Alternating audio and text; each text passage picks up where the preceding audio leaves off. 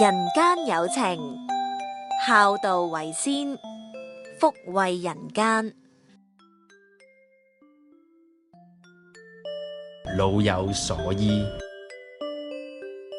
咁啊，又嚟到一星期嘅福慧人間。係咁啊，今集我哋講個 topic 呢，就係講呢技術性啲喎，好似即係呢。嗱，阿小米你呢集節目前呢，你分享咗啲資料俾我睇嘛，但係我真係唔係睇得即係太過明白嘅，咁啊即係要等你講講啦。好似講有關呢插胃管落去，因為呢好多老人家近年呢都會住咗喺嗰啲院舍，即係俗稱老人院啦，或者呢醫院都有嘅，即係佢哋當然病啦。咁有好多人呢，老人家呢，即係你有啲呢就食唔到嘢啊，聞啲氧氣啊，就算有啲唔聞唔到氧氣都需要，即係自己食唔到嘢。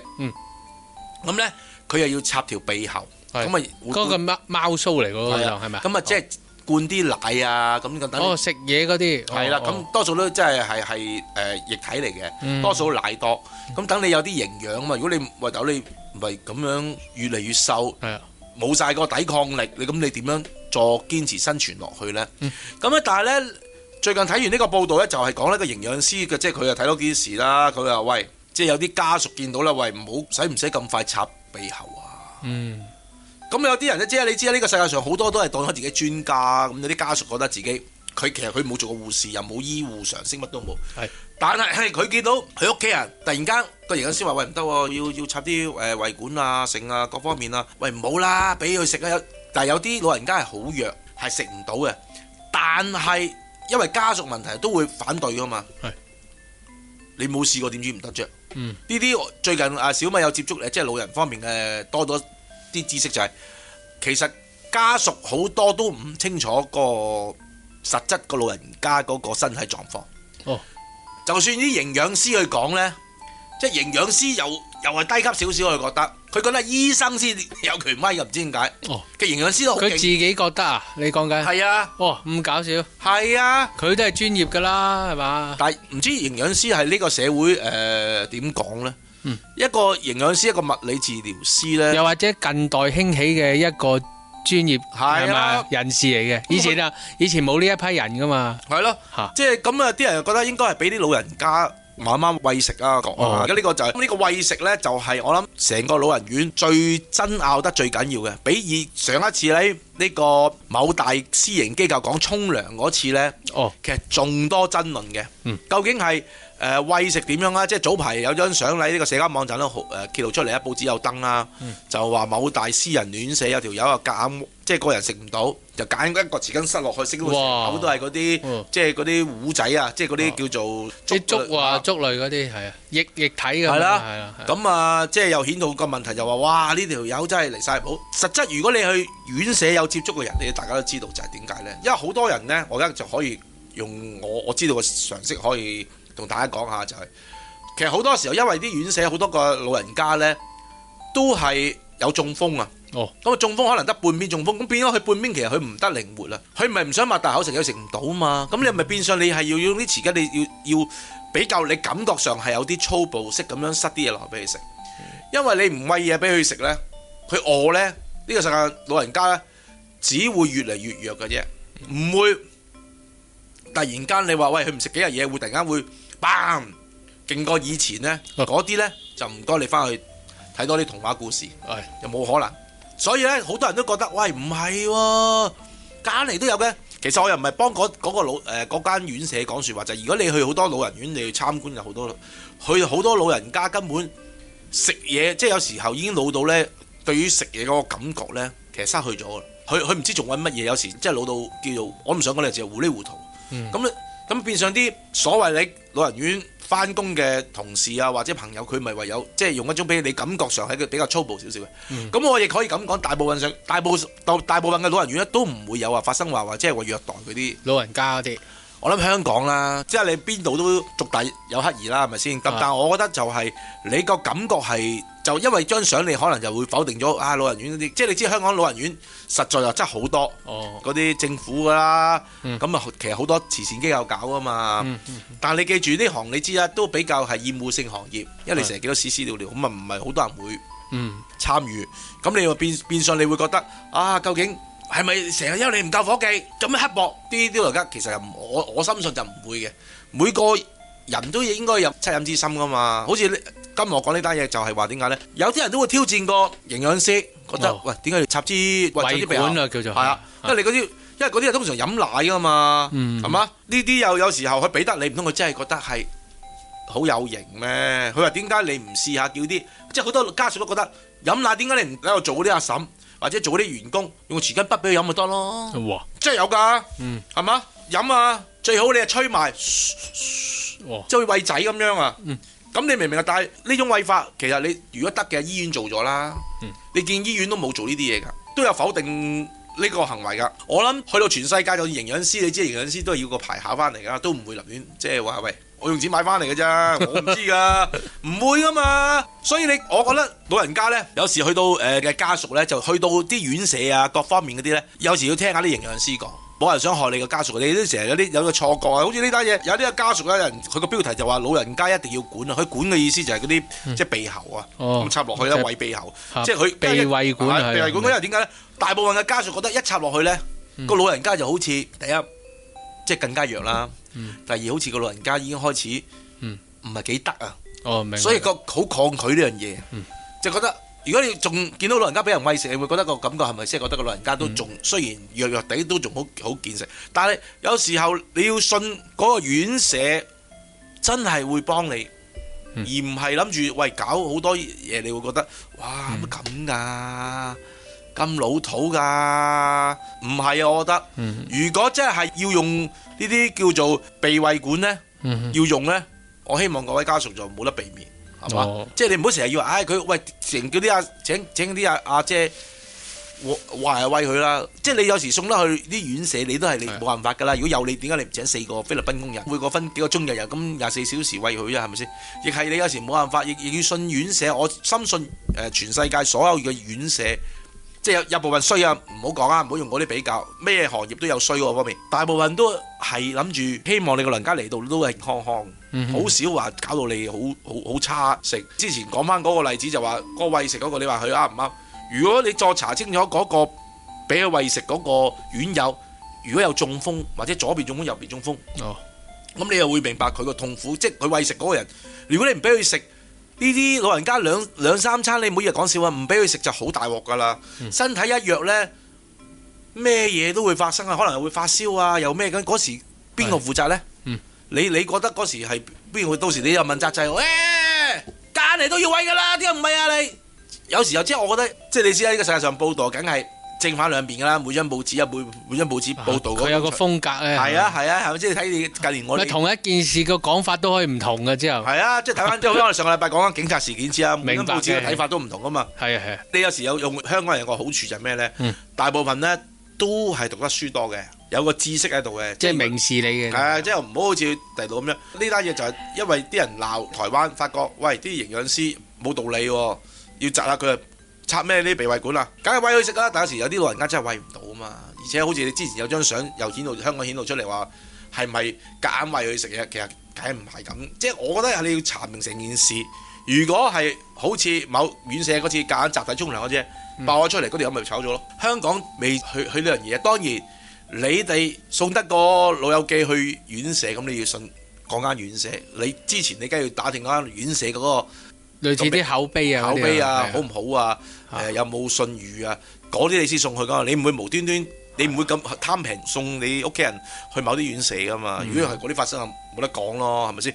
而且你話而家近香港，你知一來又住嘅面積太細，你想請個工人，唔係話你唔想請個工人服侍你阿爸阿媽或者你啲長輩。根本都唔知住邊度，咁你咪有焗住要俾佢院舍。但係你去到院舍，其實我覺得香港大部分都係正當行業，好少話搞到一鑊粥。如果有呢啲嘢，我諗報紙又報到飛起。其實所有嘢都冰山一角，即係好似呢單嘢，竟然有單新聞話唔信個營養師，我都第一次聽，係嘛？希望大家都要人與人之間都要多啲相信啦。我信呢個世界上冇人想害下啲老友記嘅，好嘛？咁我哋轉頭翻嚟啦，好有阿 Q 仔啦，咁漫步人生路啦。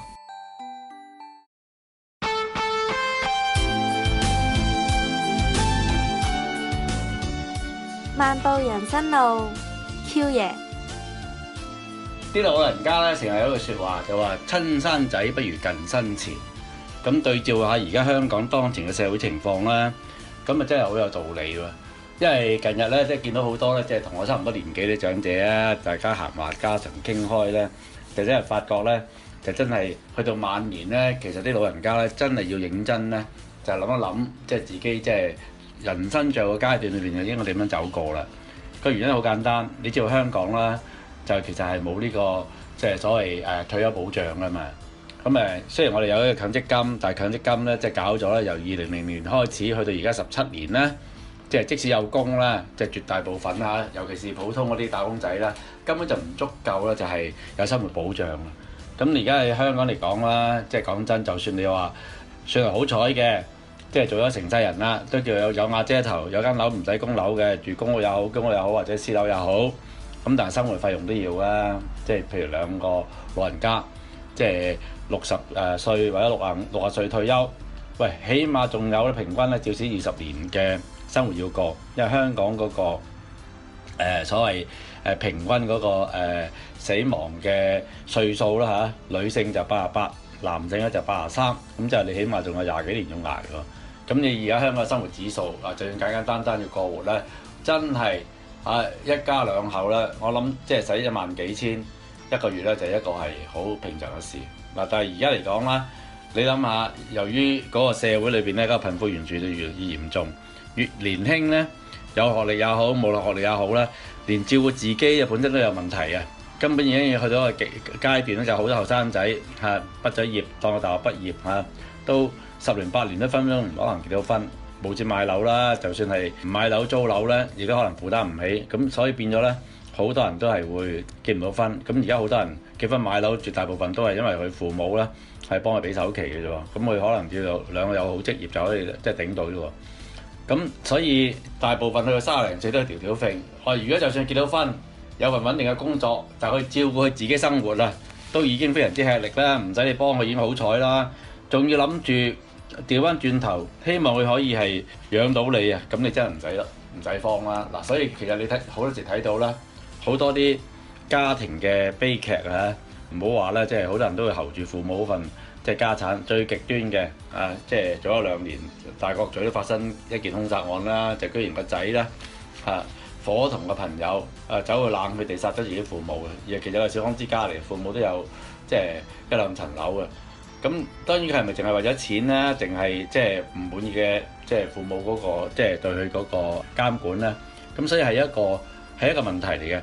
咁即係好實際，去到晚年嘅時候咧，其實就算你係好愛錫嗰啲子女，有身家留俾佢哋，千祈都唔好咁快俾。反正你可以立遺囑，即係譬如你過咗身之後咧，就會交俾嘅仔女。但係你事先如果太早咧，將個財權咧交咗俾你嘅子孫咧，就呢個就非常之危險啦。即係我同好多人傾過啦，就覺得話幾錫個仔女都好，就千祈唔好制，因為咧特別你個仔，即係如果係結咗婚啊，嗰個就唔係淨係你個仔嘅問題喎，即係仲有你個新抱，又或者調轉你個女婿，因為始終而家呢個傳統嘅家庭嘅觀念咧越嚟越薄弱啊！好多人對佢自己父母啊，都已經唔係話即係咁孝順啦，何況你只不過係我老公嘅父母，又或者係我老婆嘅父母，係差一層嘅呢樣嘢咧，即係不小心啊！所謂防患之心不可無，唔係話唔信佢哋，係一個好非常之即係現實嘅問題。咁事實上咧，亦都有個社會歷史因素嘅，個原因就係咩咧？大家睇到，即係我哋嗰年代，你諗下我哋嗰代咧，50、60後其實係即係戰後當然好好彩啦，即係喺呢個2次世界大戰之後一段好長嘅和平時期啊。隨住全世界或者香港一路經濟發展裏邊咧，都係一個得益者嚟嘅。即係香港黃金時期就80、90年代，咁所以好多就算以前讀到書又好，讀唔到書又好咧，捱咗一生裏邊咧，都會到晚年咧有啲安穩嘅生活，即係但係話都有啲少少資產啦，係咪？其實講到好現實啊，香港有200幾萬個所謂私人住宅單位，即係包括埋嗰啲租可以自購嘅公屋或者居屋。咁即係理論上咧，最窮呢啲咁嘅業主咧，都叫做有幾百萬身家，係咪？閒閒地過千萬咧，就係其實就好普通嗰啲即係數字遊戲嚟嘅啫。所以而家點解先有人叫你做呢個咩逆按揭啊嘛？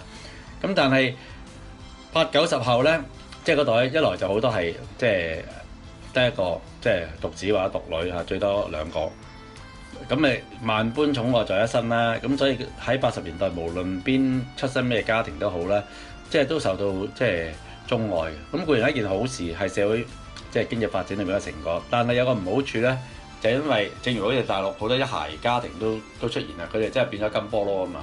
咁絕大部分咧都係家長冇乜兄弟姊妹，同我哋細個嗰陣時唔同，閒閒地個都係5、6個、6、7個。你由一開始就算屋企裏邊都係群體生活嘅，而家就唔係啦，即係好多係金菠蘿，即係自我即係以佢為中心成個家庭，所以佢好形成係自我中心。第二，亦都由於咧即係社會嘅變化嚇，即係由我哋文字年代去到電視年代，去到而家互聯網年代，又有男仔對住部機啊，佢嘅世界就係個虛擬世界啦。咁所以變咗嗰啲人際關係嘅技巧又差啊，即係亦都唔會識得係去即係所謂體諒人哋啊。即係唔會係所謂 considerate 就係關顧人哋啊，咁所以呢類嘅呢一代咧嚇就真係相對地好自我，就好自私嘅，就係對父母咧，即係一個好普遍咧，就係其實冇乜嘢感恩，即係嗰個心態嘅，即係可以講得唔好聽就係寡恩啊。咁所以因為咁嗱，我哋唔會怪佢哋，因為點解咧？到佢成長嘅時候咧，其實世界開始艱難啦啊，所以我都同意，基本上30歲以下咧，絕大部分嘅青年裏邊咧，都其實係好多屈屈不得志啊，睇唔到前途啊，收入又穩定啊，所以變咗令到佢哋更加好計較啊，對父母都係咁，何況對朋友或者對其他嘅人。咁正因為咁樣，所以我哋呢一代啲即係長者咧，更加要識得係點啊，愛惜自己啊，而其中一個愛惜就唔係一個口講，要講物質條件噶嘛。咁所以變咗咧就係就要好好保護你嘅財產，唔係話唔遺留俾下一輩，死咗先俾。